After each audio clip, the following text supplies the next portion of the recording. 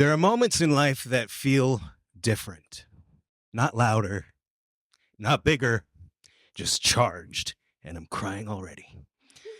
Like something unseen has quietly aligned, a coincidence that feels a little too perfect, a conversation that echoes across time, a story that refuses to stay in the past. We don't always have a word for these moments, so we call them magic. Not the kind with wands or illusions, but the kind that lives in timing, in connection, and in the invisible threads that link one life to another. Real magic is subtle. It doesn't announce itself. It just happens. And if you're not paying attention, you can miss it. But every now and then, if you're lucky, you catch it in the act. You realize this moment matters. But somehow, against all odds, it's happening again. Today, right here, right now, is one of those moments. Hello, and welcome to Titanic Legacy, a podcast that explores Titanic's lasting impact through conversations with creative, interesting, and inspirational people. Authors, artists, historians, actors, filmmakers, musicians, entrepreneurs, and more who continue to keep the Ship of Dreams legacy not only alive, but thriving through their creative work, hobbies, storytelling, and conversations. I'm your host, Paul Carganilla, and today we are on the historic Queen Mary, recording our first ever live episode in front of an audience. Say hello!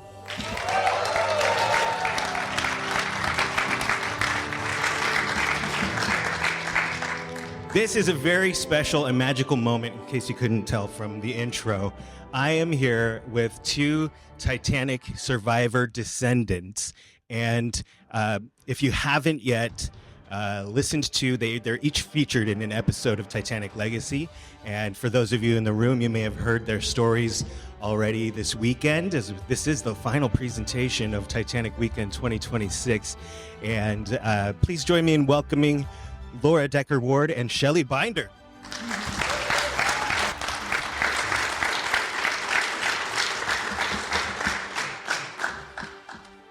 "75 years ago, in April of 1951, Laura's grandmother and Shelley's great-grandmother, both survivors of Titanic, sat down together to share their stories with a reporter by the name of Richard Gonder for the Norfolk, Virginia Pilot newspaper. The stories of how they survived one of the most unforgettable nights in history, the sinking of the R.M.S. Titanic. They spoke not just as witnesses, but as living bridges between past and future. They had no idea, all these years later, that their descendants would be sitting next to each other, talking about the same thing, how they survived, and now they're here because of that survival. A new generation, but the same story, the same bloodline, same echo, not recreated, not rehearsed. It just happened. And out of all the days, out of all the possibilities, the moment found its way here. And if that's not magic, I don't know what is. Thank you so much for being here.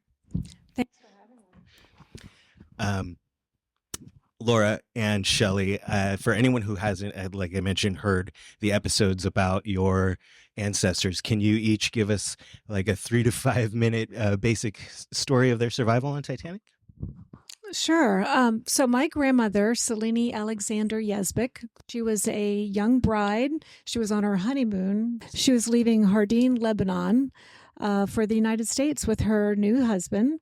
His name was Anthony, and they had a whirlwind romance. They met in December of 1911, and they married in February of 1912, and they were very much in love, and they were looking forward to their newly married life in the United States.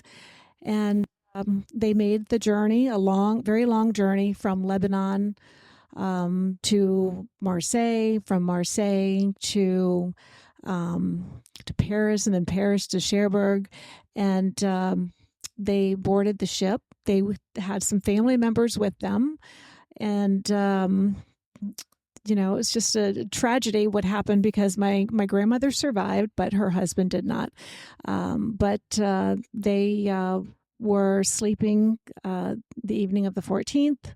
My grandmother wrote to Walter Lord when he interviewed her. They wrote letters back and forth. They met in person. And she described some of the things that we all know about, that we've grown up just knowing as fact, because it was included in Walter Lord's book. It was also included, some of the things my grandmother described in James Cameron's famous film, Titanic. And, I just feel like even though she lost her husband, he heroically saved her life, lovingly placed her into a lifeboat, and sadly, she never saw him again.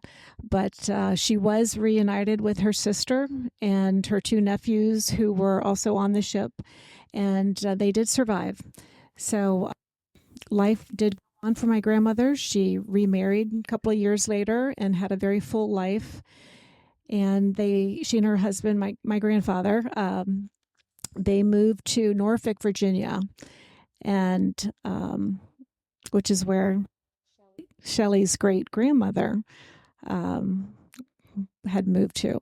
So anyways, it's very interesting how they didn't know each other.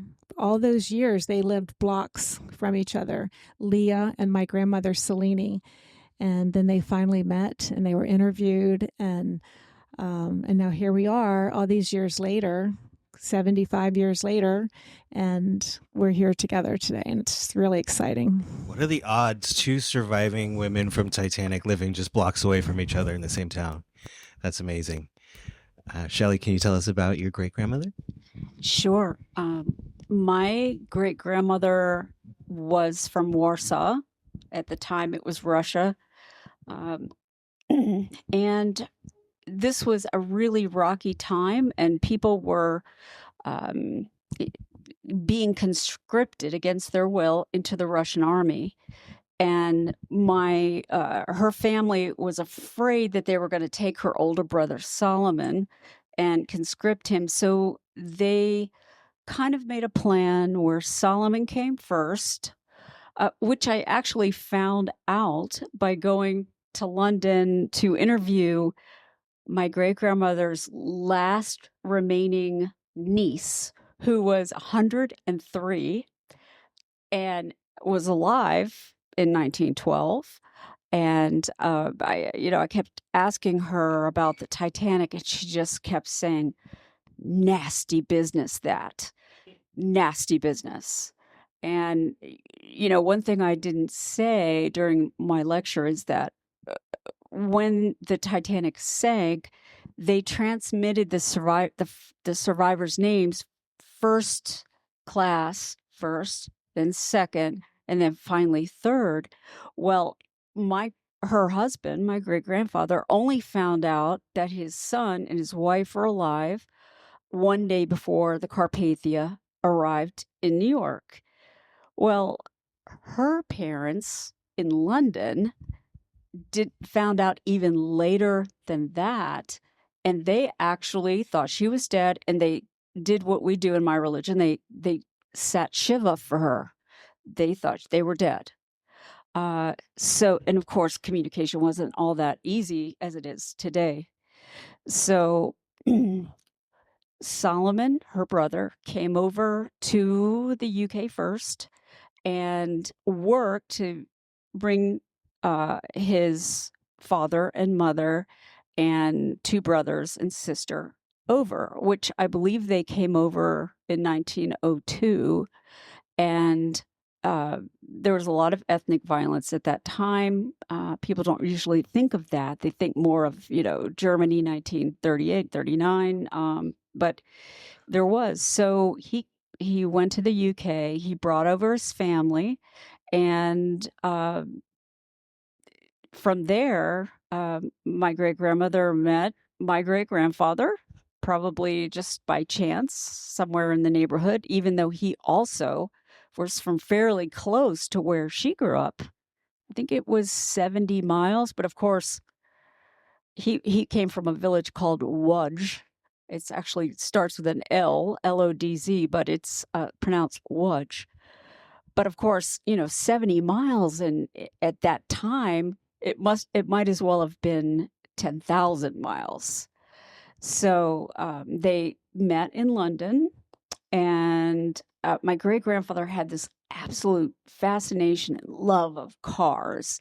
It was new, and it just caught his fancy. And he had been working on sewing machines, so I think he had some mechanical ability. And so he had a plan, and that was to get to the United States. Nothing else would have satisfied him. And at the time, the United States really needed immigrants. They needed people to come in and take the jobs. And so they had opened the immigration, and which was open until, I believe, 1922. So he made the decision, that's it. I want to be an American. So he basically convinced my great-grandmother, who was very young at the time. I think they probably met when she was maybe 14.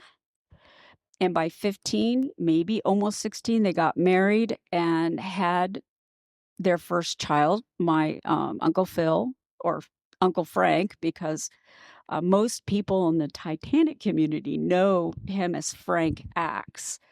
But my family always called him Phil, Uncle Phil. And of course, he lived one block from his sister, my grandmother. And I saw him all the time, and we called him nothing but Uncle Phil. But I think when he went into the family business, my great-grandfather was like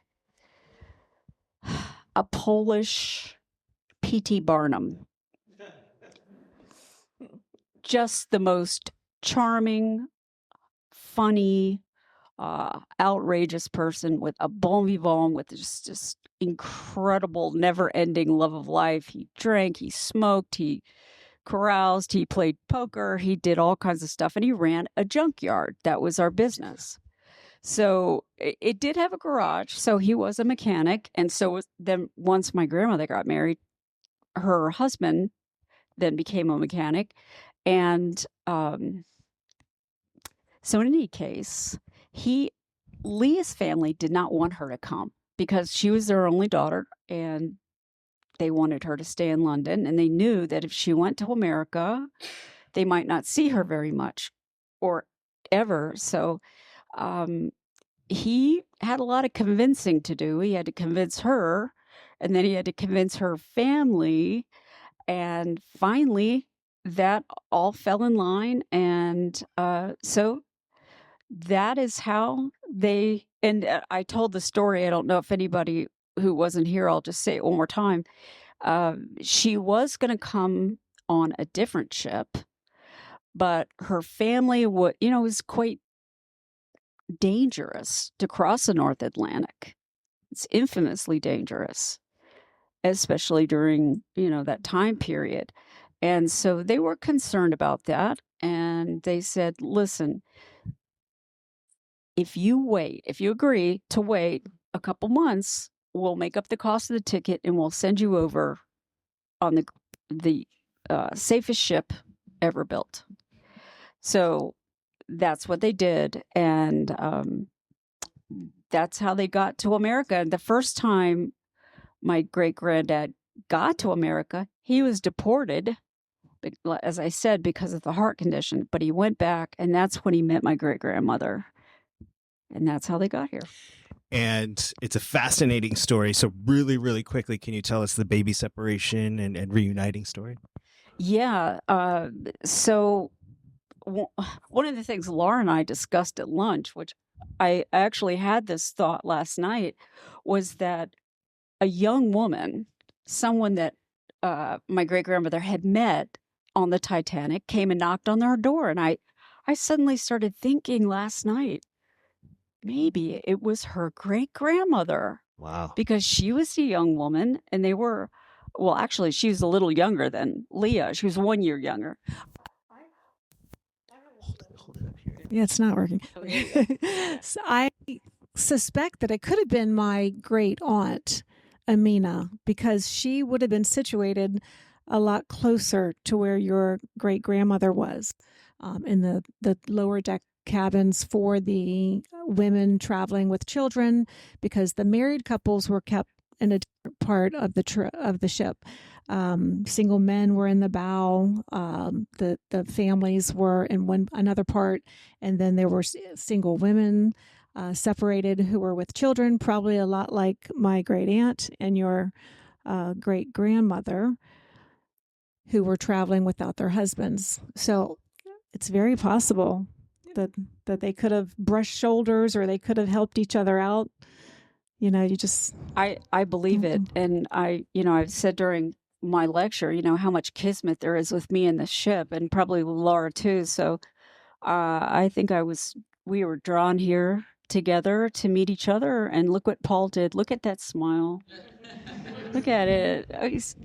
So he wants me to tell the baby story and how my great grandmother got separated from my Uncle Phil. And it's really an amazing story. She was 18 years old. She had never been away from home. And, she was emigrating. She was coming to, going on this epic journey across the ocean, which was dangerous, as I said, and scary. And everything was going to be new. And she knew one person on this continent, and that was her slightly older, brand new husband. Okay. So she's on the Titanic having the time of her life. And she said she went to the party in third class and describes how much fun that was. And that night, she said they kicked them out at 10 o'clock, and she went to her cabin. She wasn't sleeping yet, but she was maybe kind of in her nightgown, just getting ready to go to sleep, when maybe Laura's grandmother came, or her aunt, and knocked on the door and said, "Did you know the ship hit something?" And she said, no. They noticed that the engines had stopped, and they were just two young women having the time of their life. So they said, well, let's just go up on deck. Let's just check it out. So they threw their coats on over their nightgowns and left their children sleeping, because they were sleeping and they didn't want to wake them up. So they went up to the aft well deck, and it was the most spectacular evening.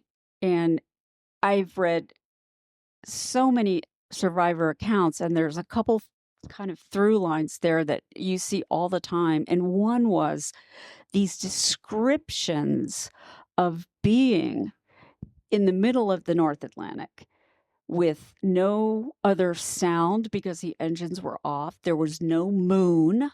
It was cold, maybe around 27 degrees, and so was the water temperature. And the star, you could see every star in the Milky Way.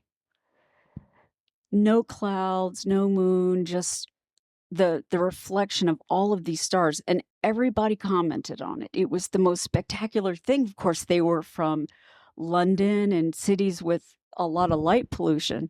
So now they're out there and they can see everything, and they didn't even know that existed. So they were absolutely, just so happy. And the two young women they saw a crewman. I think it was Quartermaster Rowe. And they said, is the ship okay? Why she stopped. And he said angrily, everything's fine. Go back to bed. So, they said while they were up there, hey, let's just go look over the side. So they cross over, go to the starboard side or the port side. I can't remember. I don't know that I ever knew this. They looked over, and she said that's the moment she knew, because she looked down and there were lifeboats in the water. That would terrify anybody. Sure. So at that moment, then, actually, it gets even more terrifying, because at that point, rockets started going off. They started shooting off the rockets overhead. And then, and I don't know how many people know this story, raise your hand when you're listening to it and you know it, because it's really amazing.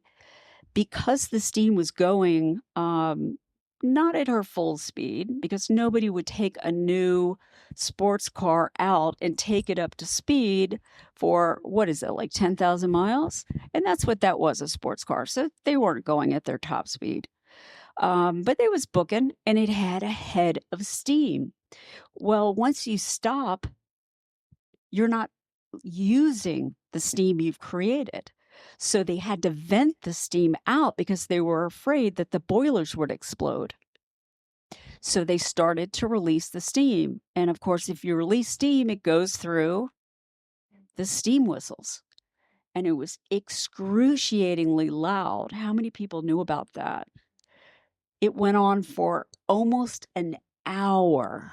And so when they're trying to do this rescue, a couple of things worked against them. One is it was Sunday, and they were supposed to have a lifeboat drill that morning, and Captain Smith canceled the lifeboat drill, which was bad for the passengers, but also for the crew, because this was a brand new ship and it was their first journey. They weren't really sure of their duty stations, which lifeboat they were assigned to, exactly how to attach them to the falls, to the davits and everything. So it was really kind of chaotic, with the loudest sound that a lot of people had ever heard. It was excruciating. People said you could literally scream right in someone's face and you couldn't hear a word they said. And so they're trying to accomplish all this, and it was Terrifying. It was terrifying. Yeah. It was traumatic. The sound itself was traumatizing So them. really quickly, because I have a few questions I want to get to. Can we hear the baby story? So my great-grandmother, being in third class, she couldn't really get to where the boats were. So young men saw them. They brought them up, and she was always so clear. I had that baby the whole time I was going up at the back of those deck houses, and I never let go of them. And it was because she was so upset, it nearly killed her, that she had lost the baby, that they got into two separate lifeboats, and she didn't realize that he was alive. So as she got to the top, and the people that saw my talk, in order to get across the rail, which was almost 3.5 feet high, she had to give the baby to somebody, because you couldn't hold a 23-pound baby and go over 3.5-foot rail. So I believe it was very close to the end. It was the Titanic researchers that I've talked to say it was probably 10 to 2, and she sank half an hour later, 20 minutes later. So people were really hysterical, and the crewmen were trying everything they could to get those lifeboats off that ship, because ship sank, and the crewmen accepted this. But the only stigma was if you let the ship sink with lifeboats attached to it, you didn't do your duty. So they were fighting hard to get those lifeboats filled and get them off the ship. So they had, and because of the list, it was tilted away, and people had to step 3 feet over to get into a lifeboat. Well, they started throwing people in across the gap, and children. So when she got up, either to a deck or to the boat deck, someone took the baby to help her. And out of the corner of her eye, she sees what she thinks is someone throwing the baby overboard. And of course, she just lost her mind. But really, they were throwing him into a lifeboat. And so she ran around half crazed. She said, bordering on a dead faint. That must have been a saying of the time. Yeah. Bordering on a dead faint. And so she couldn't find him, and she went up to forward to where lifeboat 4 was boarding, and she ended up getting into lifeboat 4, I believe. And then when they got to the Carpathia, the whole time she was in the lifeboat, she was sure he was dead. And she was processing this in the freezing cold, in the night. And it's such an astonishing thing that it was such a beautiful night, and they saw whales passing and these icebergs. And she said, every iceberg I saw, I thought it was a ship coming to save us, but it was just another iceberg. And finally, and also I will say, she lost a lot of her hearing that night due to the cold, because that's really, really hard on your ears and your eardrums. So when she did get on the Carpathia, she was distraught. I mean, beside herself, hysterical, insane almost. And she says they brought every baby to her, and it wasn't hers. And so she went down, got on a mattress in, whatever, in third class, and was morose. So eventually, after 4 days, and keep in mind, this is so traumatic because not only the horn that blew for almost an hour, which was very traumatizing, and the weather was so good the night of the 14th and the 15th, the sea started to kick up once they got on the Carpathia, and it became very bad, stormy.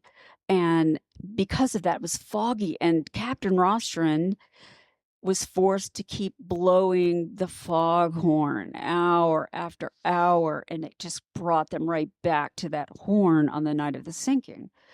So finally, the weather broke after 4 days. This was when they were almost back to New York, and they insisted they dragged her out up on deck to get some air. And Selina Cook was one of those women. And that name, Selina Cook. Did Very you think familiar. of that Yes, earlier? I did. Yeah. Okay. So when she was walking around in a daze, and supposedly she hadn't eaten, she hadn't anything to drink, she was just hysterical. She sees a baby reaching for her, like his arms were reaching out. He found her 4 days later. 4 days later Amazing. on the Carpathia, and he was still breastfeeding, so he knew that was his mother. Yeah. he's hungry. 4 There you days go. later.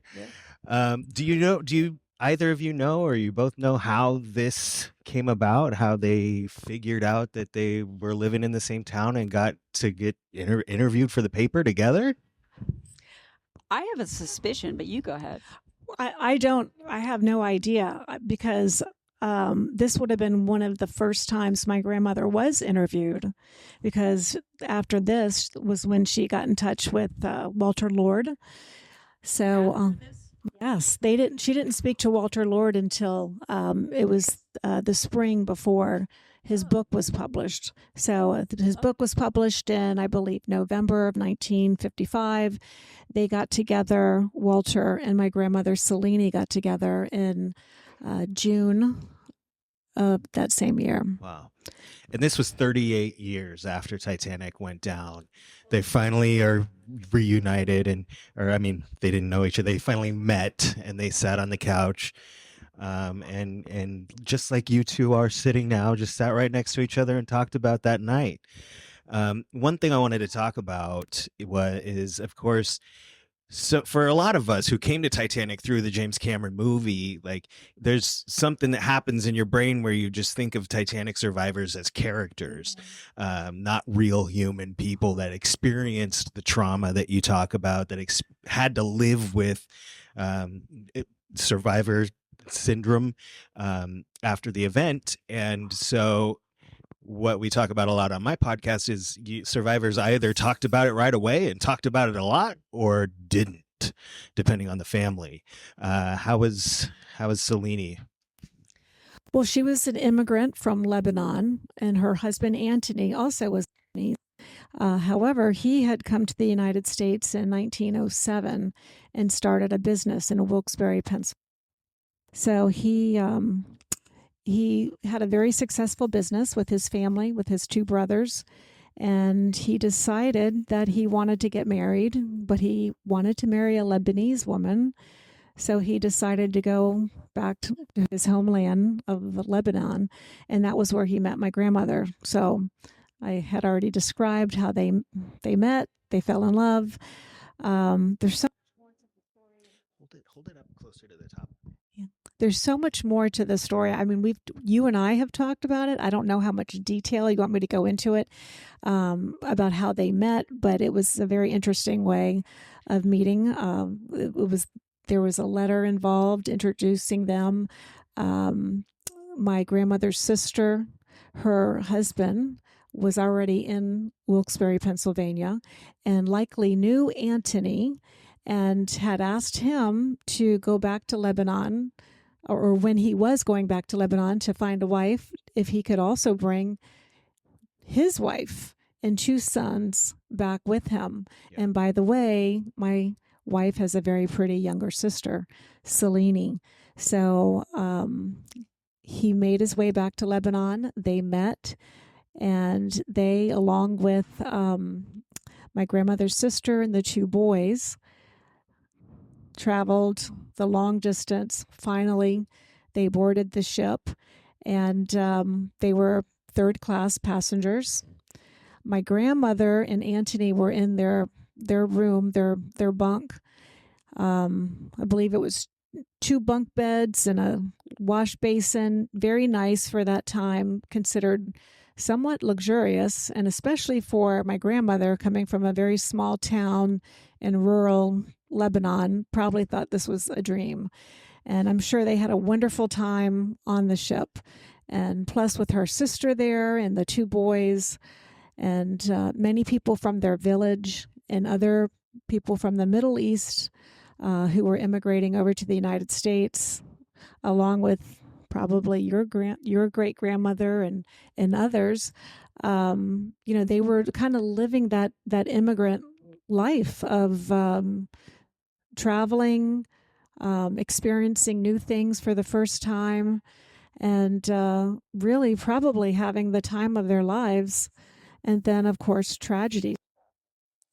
When they hit Pittsburgh, tragedy struck, and my grandmother described how they heard a tremendous noise. They were very close to the engine in one of the very lower decks, and she said it about knocked her off of her bed. And the 2 of them, and they were young and in love and very adventurous, they decided that they wanted to see what that noise was all about. She also described that the ship had stopped, and that I guess she could tell that it was quiet. There was no longer, the engines were not running, and there was no sound from that. So they jumped up. They were still in their night clothes, and they ran down to the engine room, which I believe would have been 1 floor below them. And they peeked in, and what they saw was really astonishing, and they knew that the ship was in trouble. So what she described was they went up to the top deck, and they probably saw what your great-grandmother saw. A lot of chaos, perhaps, things were starting to happen, and they decided, we need to get back down to our cabin. I need to find Amina, my grandmother's sister, and the 2 boys. We need to get them and get out of here. But when they got down to their to their room, it was already flooded, about 3 feet of water. And I'm not really quite sure how my grandmother found her sister, since they were basically housed in a different part of the ship. But they did, which it probably was a miracle. But there was a lot of chaos at that time, and I think a lot of people in third class were trying to get out of the lower decks, and they had to take turns carrying the small boys up a lot of stairs. My grandmother had witnessed some shooting going on. Some people were shot, and probably saw a lot of unsavory things happen. And they eventually made their way to the one of the top decks. And it must have been very late at that point, because it was very chaotic and loud, as you described. And my grandmother said that the music was playing and people were crying, people were singing. And Anthony managed to get her into one of the last lifeboats, and that was Collapsible Sea. And but before that, because it was so chaotic, my grandmother's sister and the older nephew was swept away in the crowd. My grandmother still had William. She managed to be able to grab him. So my grandmother's sister my grandmother's husband had placed my grandmother, Celiney, into the lifeboat, Collapsible Sea, with William. And when he attempted to get in, one of the officers with a gun pointing to his head said, "Women and children first." So he was not allowed to get into the lifeboat.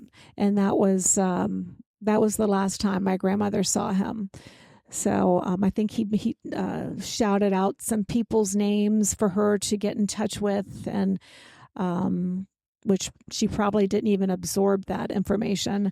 But he did tell her, don't worry, I'll see you again. But, he did the heroic thing. He stepped aside, and my grandmother was lowered down to the water and was still very close to the ship.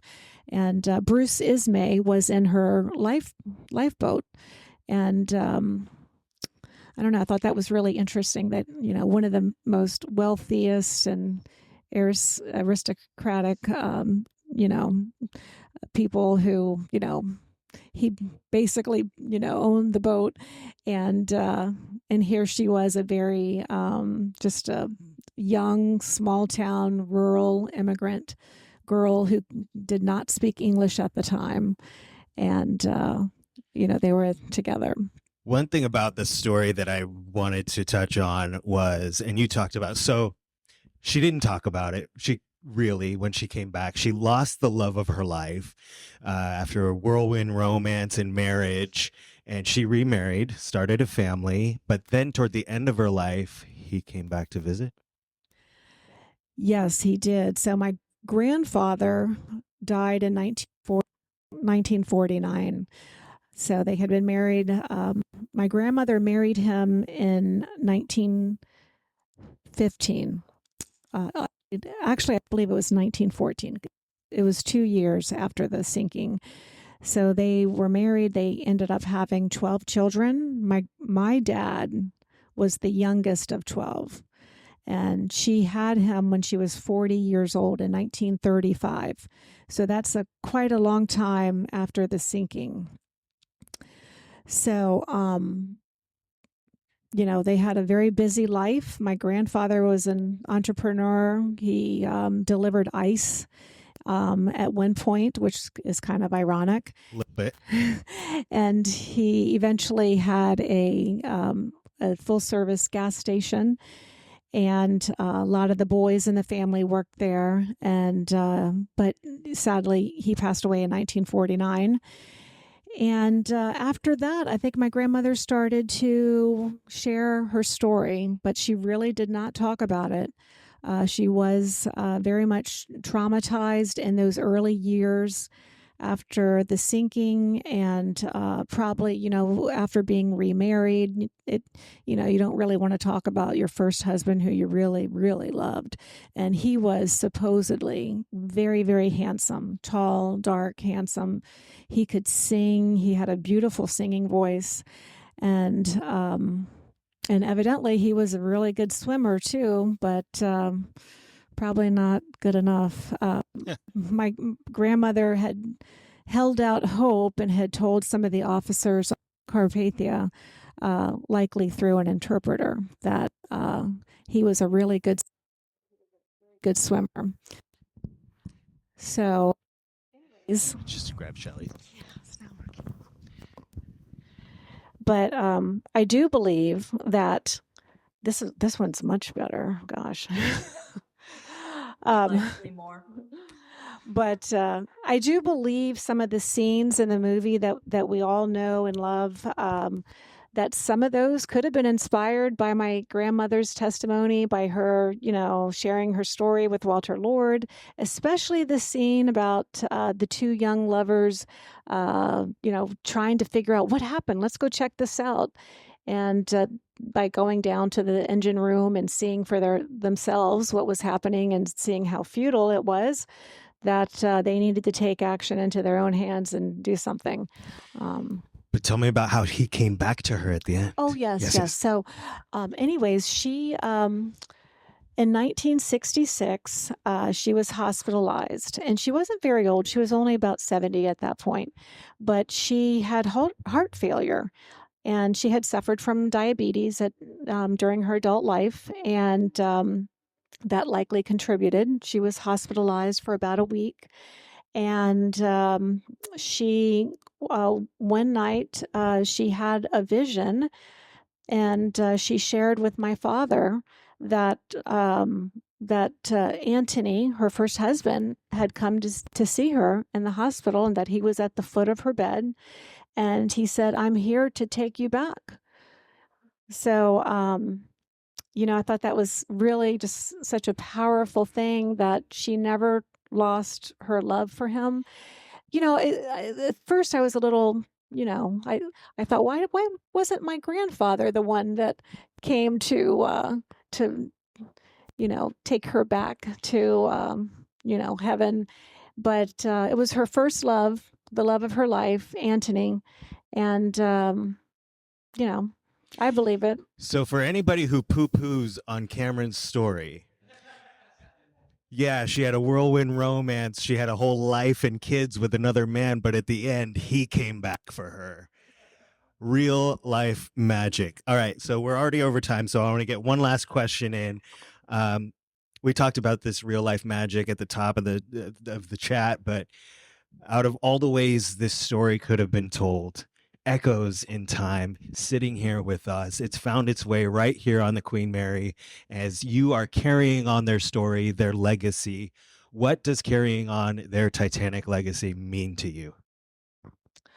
Well, for me personally, I feel like sharing the third class immigrant experience is really important, because for so many years, for decades, we knew so much about the socialites, the wealthy people who were on board, the people with the big names. And I feel like there's a lot of stories. I mean, I'm just one of many, and Shelley is too. There are probably so many descendants of third class passengers who had horrifying stories, and maybe really redeeming stories too.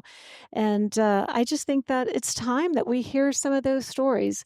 My grandmother's legacy, I do believe, is her sharing what she knew about that night, and also sharing with Walter Lord how much she loved her first husband and how much in love they were, and that she was devastated, absolutely devastated from the loss. And, all of that is just very powerful. Shelley, what does carrying on the legacy mean to you?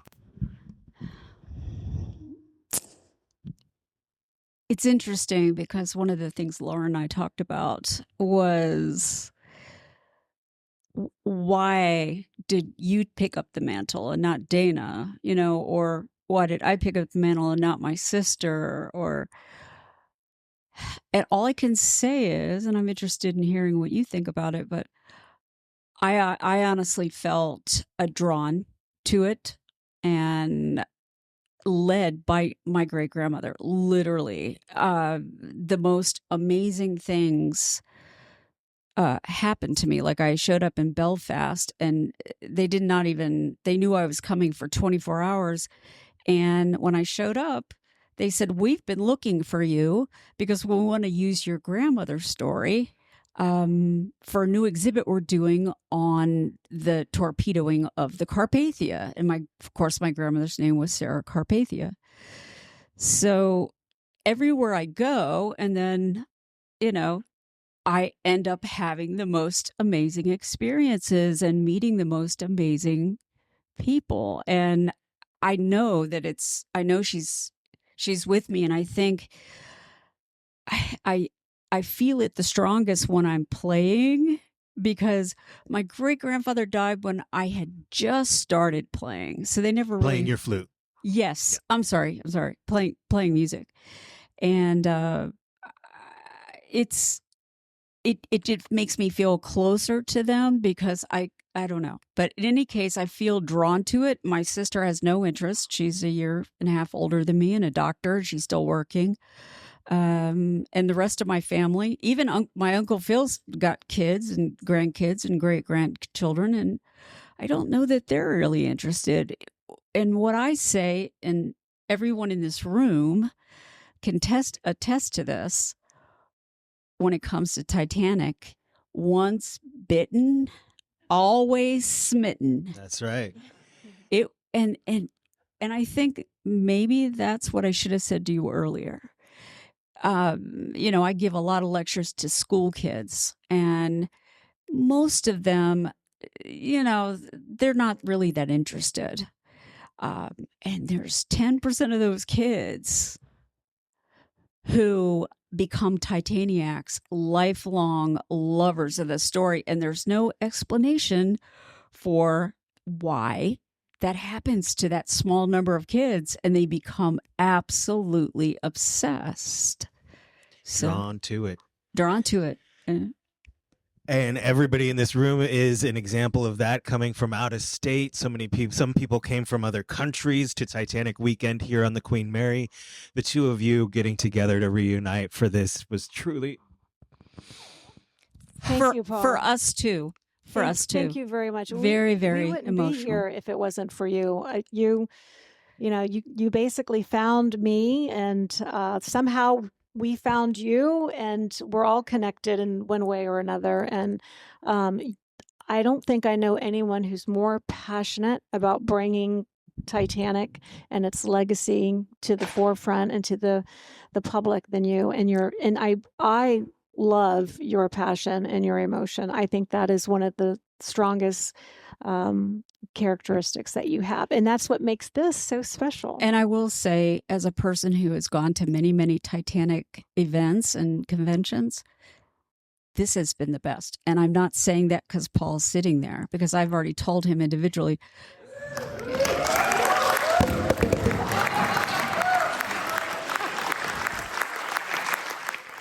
We're not going to use that microphone anymore. Paul and James both deserve a huge, huge round of applause. Give it up for Laura and Shelley. Thank you so much. Oh, this was awesome. Awesome. Thank you. And give it up for yourselves. Hey, the mic still works. Oh, the mic still works. And I appreciate those kind words. And a lot of you have been coming up over the weekend to say how much you're enjoying yourself and appreciating that we got this together. But it's all thanks to you guys. If you weren't coming, this wouldn't happen. I want to thank again, I mentioned it on the first day, Titanic Honor and Glory. This wouldn't have happened without them, for sure.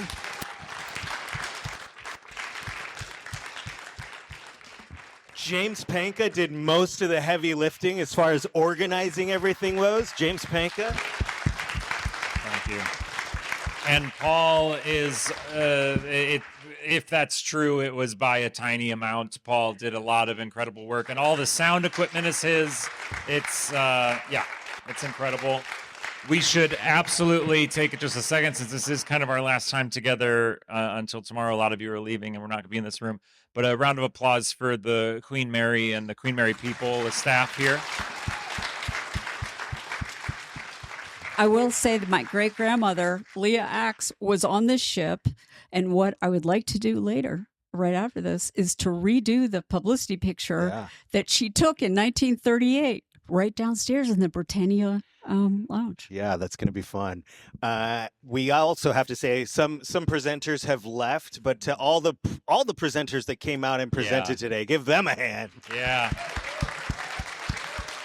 We had something like 24 presenters or 22 presenters come this weekend. It's incredible that obviously you guys wouldn't have come if it wasn't for the incredible presenters that we had. So without them, this absolutely didn't happen. Well, we are done in this room. Stick around tomorrow if you're able to. We're going to have a memorial ceremony. We're going to have another presentation from Sam, or a live stream at least.